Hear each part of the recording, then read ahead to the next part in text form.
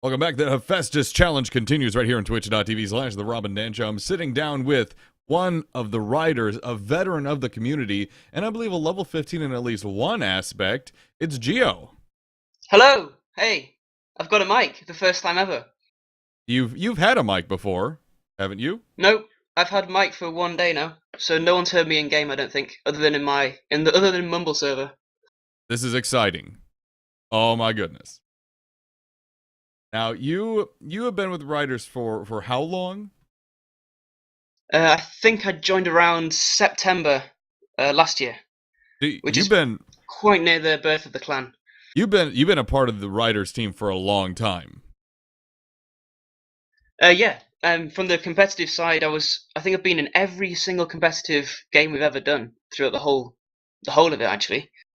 Now, how exactly did the writers come about? Because we've seen a lot of different team amalgamations of writers and Crimson Sky mercenaries. Yeah, so the original clan kind of started with a player called Arcriel. He's not been online a lot recently, but he comes in and out every now and then. And it was him getting up a set crew to play with all the time, as a casual clan. And then I think the first competitive game we ever did was with Hillerton and Mad Maverick from the Wolf Pack. And we did a Sunday Rumble together, and we won the Sunday Rumble. And that was the first kind of competitive thing we ever did. Then we did a few pure rider games with someone called Captain Oakbeard, who's not been online, Canadian, very good galleon pilot, fastest galleon you've ever seen. And we used to play just the Sunday Rumbles and things for a while. And then the clan kind of went inactive around Christmas time, and lots of the members still aren't active now. And that's when we changed the name to Storm Riders, because I wanted to carry on the clan, not let it die out, because there's lots of people, there's about 3 of us that were still here. And we did a lot of recruiting and pushed a lot more, and we had just about enough for one ship. And at the same time, CSM was looking to get into, with Luosi, wanted to get into some competitive games. So we formed an alliance with CSM, did the CS Rye thing, and along with Sir for the aerodrome as well. And we didn't have enough to do one team together, and we were all in the same kind of boat. So we all banded together, made these alliances, and it turned to be quite effective because we all been playing for quite a long time together. We all started playing around the same kind of time. And it wasn't too much. It was almost like we were the same clan from the very beginning. It's especially for someone who's come into the community rather late. It was very hard for me to decipher. Okay, is this CSR clan? Is CSM a clan? Wait, what? You guys have been very tight knit. Yeah, so CSM is a separate clan.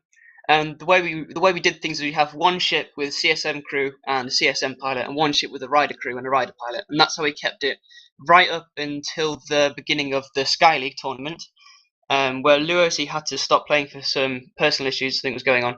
So he left the game suddenly, and then we were left with a missing pilot on this kind of. We had like a like a document, declaration of this is how it will work. We'll have one rider ship and one CSM ship. So we were in a problem with having no pilot for CSM, which is where Mysterious Medic, who until that point had been purely an engineer, stepped up and started piloting. And Hillerton pushed him very hard in a very short amount of time, and he really progressed as a pilot in about the 2 weeks we had to prepare for that tournament. Wow. And now you guys have Luosi back for the Hephaestus challenge. It served you very well. Taking a step back, though, how did Hillerton kind of get into that leadership position in the first place? How did you guys get your hierarchy set up? So basically, again, the original clan leader, the clan founder, Arcriel, stopped playing for a big portion of time. So he was the pilot, I was the gunner. We had lots of engineers and that kind of thing. And because he's the pilot, I think as a captain, they automatically take on a kind of authoritative role in that sense.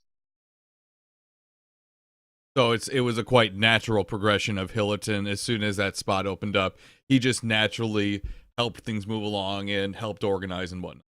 Yeah, we did a big recruitment drive and recruited a lot of people, and tried to I wanted to just not let the clan die out, because it was on the brink of going extinct around that time, before we made the CS Rye Alliance and that kind of thing.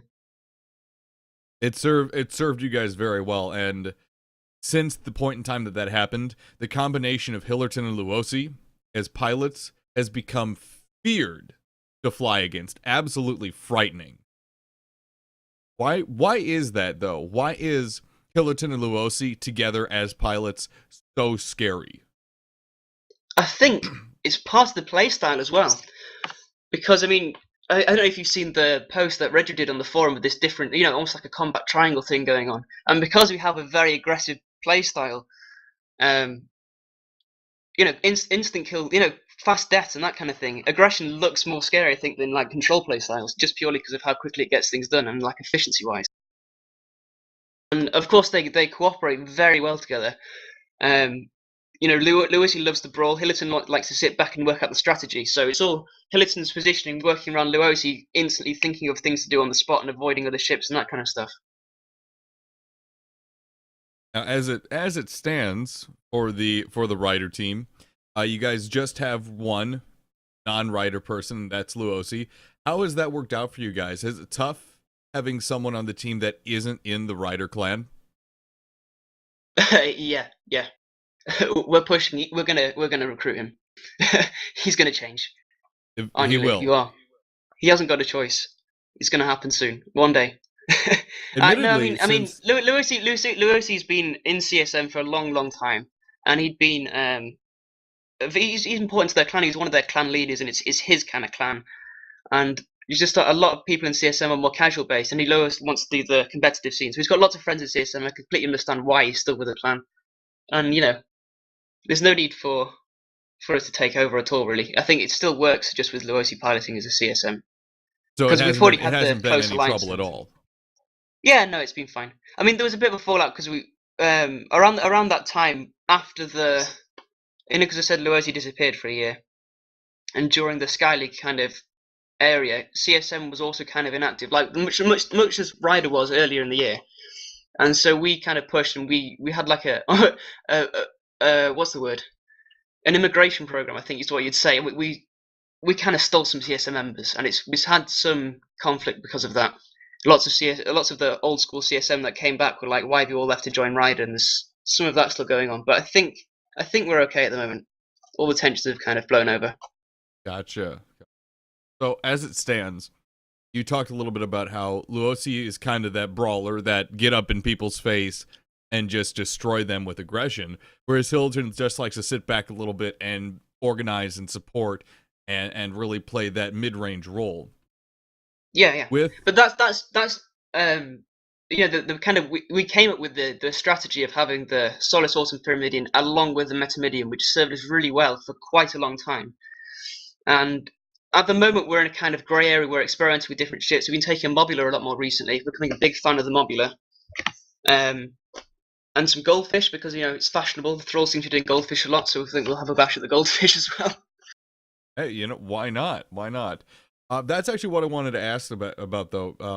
How did you guys decide on your specific builds? Because Solus Autumn and the Lib GTK, I mean, those two ship names, people know what they are instantly. Like, people just, okay, you say those names, they know exactly what builds they're more than likely going to take off the top of their head. How did you guys come to that? And with doing some different things, are there any other builds you guys really like to focus on? Okay, so the two CS Rydr builds completely stems back right to the origins of the clan. I mean, the whole thing was Arco used to fly his Metamidium round, and we'd pub stomp a lot in his Metamidium. And then the first competitive game we ever played, we allied with Wolfpack, who are famous for the double Metamidium.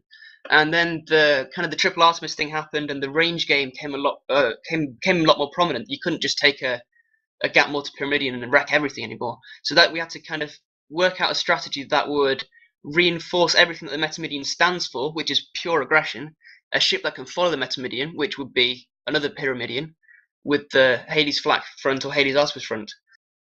And on its own, the Solus Autumn is weaker than a lot of other ships. Like, for example, if you had a Junker on its own with a Hades and double Artemis or whatever is far superior on its own to the Pyramidion. But the thing that the Junker can't do is it can't support a Metamidion as well, because it can't chase and have its arcs in the same time to throw something down. So for aggression, that's why the two Pyramidions work so well together. Gotcha. And as you mentioned, there are a couple other ships coming into the picture here. Is there anything else you guys are really looking forward to using? I can't wait for Muse to balance the Spire. I want to take a Spire, but it's Thralls. You know, Thralls do it a lot, and the Wizard, Graphics Wizard, is amazing, but it's so risky. You know, I really want to. You know, I'm a gunner. I want some big guns now. I'm You sick and like the tired of big shooting the little guns. Hades. Yeah, I want some big guns. I want a Lumberjack Spire, but we'll see how it goes. We'll see how it goes. Graphics so far, Graphics 30 is the only one that's really pulled that off exceptionally well. Yeah, and it really is impressive when he does. Yeah. Now, back on the subject, it takes more than pilots and leaders to make a clan. It takes the members that are just doing their everyday thing, enjoying the game, playing competitively. You guys have very consistent team members over the last few months. Is there anyone in particular that has really kind of stood out for the clan? Well, I mean, I would say everybody because it's. I know you've been stressing this idea of hierarchy. I think it's not so hierarchical. A lot of the leadership and build choices come from the engineers as well. I mean, we suggest like what ship should we take for this and what should we do in each from moment to moment. It's not all pilot focused. It really is kind of democratic in that sense. Um, but yeah, I mean, I think a lot of people all stand out on their own. Everyone we trust. I mean, I know if I've got another rider member next to me on the ship, I can let them do their job, and I know they're going to do it right. I can rely on them. Wow, that's something very very confident to say. That's a lot of confidence coming from someone that's been here the whole time. Like you trust every single person on those two ships going into a competitive match. Yeah, absolutely. And if I don't, then they're going to get shouted at a lot. But I mean, we did take the same builds quite a lot. We do fly the same. I mean, we've got like a palette of ship choices that we take, and we all do the same kind of things in a certain way. And we a lot of the engineers have a good understanding of the positioning game as well, so they know when to expect damage incoming and that kind of thing. And we work together a lot. We played it for a long time together, and I think pretty much all the riders know what they're doing with regards to what Luosi wants, what Hedderton wants, whether it be Daniel wants or whoever's flying at the time. Oh, there you go. Now, running just a little low on time here. I do want to ask, though, you guys have so far had just one loss in the Hephaestus challenge so far. That was against Holy Roman Army. Besides that, you guys have pretty much steamrolled everyone you've come across. What's the magic that's happened? How are you guys able to get these impressive, major, consistent wins? Brad did an awesome job because I think he'd been piloting for maybe a day before in practice, and we were practicing Junker and Goldfish, and then of course HRA came out with the Carrot, which counters it so hard that we just tried to put off the CS Rye build, and we hadn't done enough work together to really get back at them. But I mean, they're a tough team, they're a strong team, and we're just looking forward to fighting them again. You think it's going to happen in the postseason? Oh, I hope so. I hope so. That'd be fantastic. I would love to see a combined Hillerton and Luosi and the full normal crew going up against HRA. I think it'd be an amazing match. Would that? Yeah, I mean they really are. They're a tight team. They rarely make mistakes. Their flying's very well coordinated, and yeah, I would love to fight them again. Beyond that, though, you guys have had amazing, consistent wins. Last couple days of your schedule, last 2 weeks rather of your schedule, is not incredibly intense. Anyone you're kind of worried about facing again, or is it all just yes, let's get out there, let's keep flying? Oh, I mean, Thralls are always scary. Thralls are always scary because you never know what they're going to do.